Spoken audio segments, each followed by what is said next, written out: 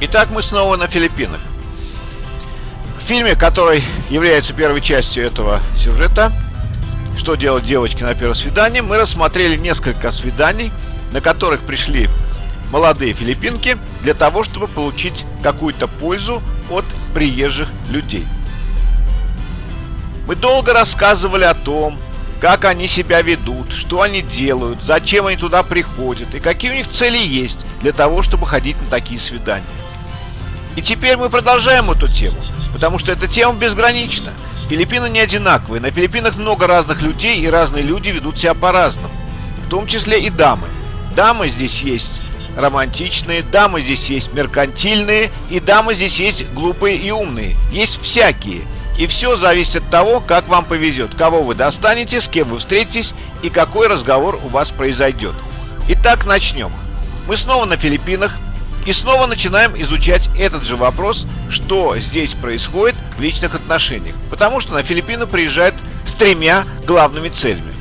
Главная цель номер один – это хорошо отдохнуть. Здесь прекрасный климат, здесь море, здесь хорошие доброжелательные люди, здесь все, что нужно для хорошего отдыха.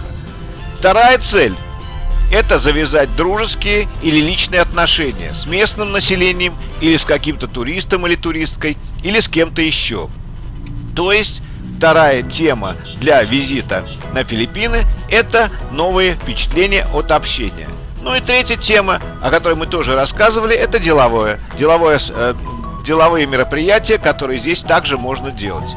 Но вернемся к теме номер 2 – личные отношения. Итак, в предыдущем фильме мы рассмотрели следующее.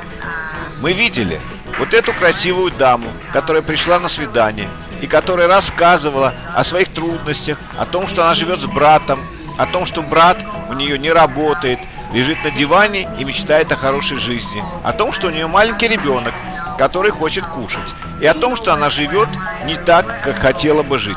Она готова сделать любую работу, любое действие, любое мероприятие, лишь бы это мероприятие дало хотя бы небольшой доход, который позволил бы ей жить немного лучше. Она говорит так убежденно и говорит так искренне, что поневоле начинаешь верить. Но знаете, что это игра, это стандартный сценарий, который раскручивают и другие девушки. И вот мы на другом свидании, которое также было рассмотрено в предыдущем фильме. Пришли две сестры и точно то же самое повторили, что говорила и первая дама. Они рассказали о своей трудной жизни, они рассказали о том, что они учатся, обе учатся. Они рассказали о том, что учеба требует денег, и о том, что эти деньги взять неоткуда. И чтобы заработать, они готовы делать любую работу или выполнить любое желание человека, который с ними разговаривает.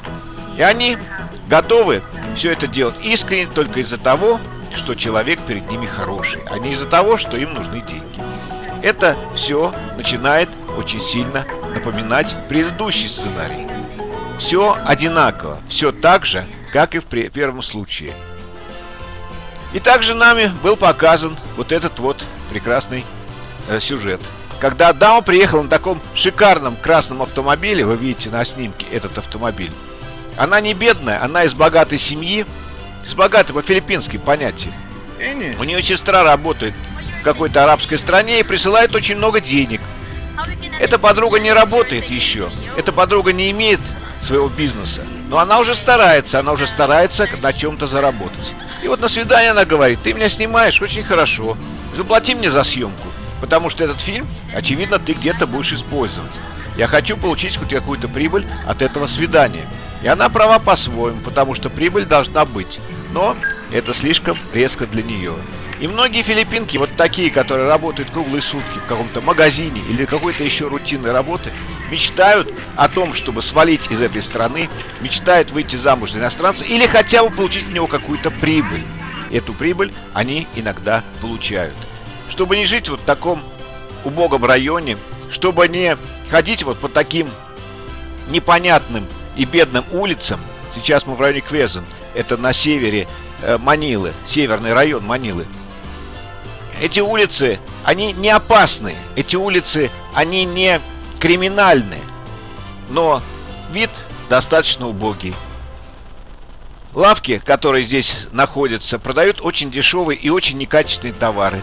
Продукты здесь просроченные, товары здесь некачественные, очень плохие. Те товары, которые не продают в больших супермаркетах. Они обычно продаются вот в таких мелких лавочках. Их можно использовать, но надо использовать осторожно. Особенно не следует здесь покупать продукты питания, потому что можно отравиться. А так жить можно. И вот большинство филиппинцев живут именно в таких районах, потому что центральные части города предназначены для туристов. Там красивые улицы, там красивые дома, там шикарные отели, очень дорогие отели. Но там очень трудно жить рядовому филиппинцу, потому что все очень дорого, и они ютятся обычно вот в таких районах, как этот. Они ходят каждый день на работу, и обычно работа находится очень далеко, и они добираются на всех видах транспорта, которые здесь есть, в основном на дешевых, на тех автомобильчиках, которые называются джипни, или на трициклах, то есть мотоциклах с коляской. Иногда бегают пешком, если работа находится недалеко. И каждый день приходят домой усталые и измученные, с тем, чтобы отоспаться и завтра начать ту же самую жизнь, которая была раньше до этого. То есть каждый день одно и то же. Ничего нового, ничего интересного, ничего яркого не происходит. И поэтому молодые филиппинки, только начинающие свою жизнь, уже с 12-13 лет мечтают о том, чтобы найти какой-то способ, чтобы свалить из этой страны. Потому что они думают, что за рубежом, что где-то там, далеко, в Европе, где есть снег, а они никогда не видели снега. Представляете, люди, которые никогда не видели снега.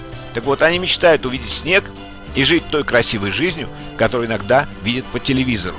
А как попасть в ту жизнь, если нет денег даже на билет? Очень просто. Надо выйти куда-то в туристическую зону и найти богатого иностранца. Немца, американца, русского, любого европейца, который сможет ее увезти отсюда. Но не очень-то просто найти на Филиппинах богатого иностранца, потому что иностранцев много, но они как-то не знакомятся. И поэтому все молодые филиппинки в совершенстве знают интернет. Они там сидят круглые сутки и высматривают какого-то перспективного европейца, с которым они могут завязать беседу и с которым они могут познакомиться. А познакомившись, могут приманить его к себе и постепенно окрутить, довести до брака. Так они мечтают. Не факт, что так произойдет. Но мечта – это вещь, которая всегда есть в каждом человеке. И вот филиппинки мечтают именно об этом. О том, чтобы вырваться из нищеты и войти в красивую жизнь при помощи богатого иностранца. И они размещают свои красивые фотографии в интернете. Они размещают их так, чтобы на них обратили сразу внимание. Вот подборка из нескольких фотографий. Это реальные люди, которые находятся в социальных сетях, на сайтах знакомств и в других различных местах интернета, стараясь обратить на себя внимание. Они пишут, что они одиноки, они несчастны, они нуждаются в общении, что у них нет никаких корыстных интересов, что они хотят только светлой и чистой любви, что они хотят только хорошей счастливой жизни и что они такие простые, наивные, добродушные. Но если вы начинаете с ними переписываться, если вы получаете доступ к их контактам, если вы начинаете задавать им вопросы, очень скоро вы можете убедиться, что действуют они продуманно, действуют они целенаправленно. И цель у них только одна – заинтересовать вас фотографиями, а потом и общением, вызвать у вас какое-то чувство или интерес.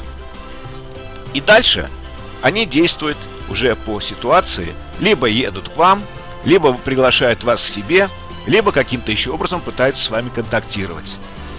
И вы начинаете мечтать о том, что все будет хорошо, что все будет так прекрасно, как вот в этом видео. Вы встретите такую принцессу, но реальность часто разочаровывает. Вы встречаете вот такую обычную, добродушную, кругленькую филиппинскую девушку, которая заинтересована в вас не больше, чем в источнике какого-то удовольствия. В данном случае удовольствие девушка получает от еды. Она поест, она немного поговорит с вами, И она получит ту пользу, ради которого пришла на свидание. Она получит ту пользу, ради которого она ходит на такие свидания. А вы будете дальше думать о том, что же такое происходит. В интернете вы видите одно, а в жизни наблюдаете другое. И вот эту тему, об этой теме я расскажу вам в следующем фильме. Целая серия фильмов будет посвящена тому, что происходит в личных отношениях между иностранцем и филиппинками, и филиппинцами в том числе, в реальной жизни. Смотрите, подписывайтесь на этот канал, и вы узнаете гораздо больше.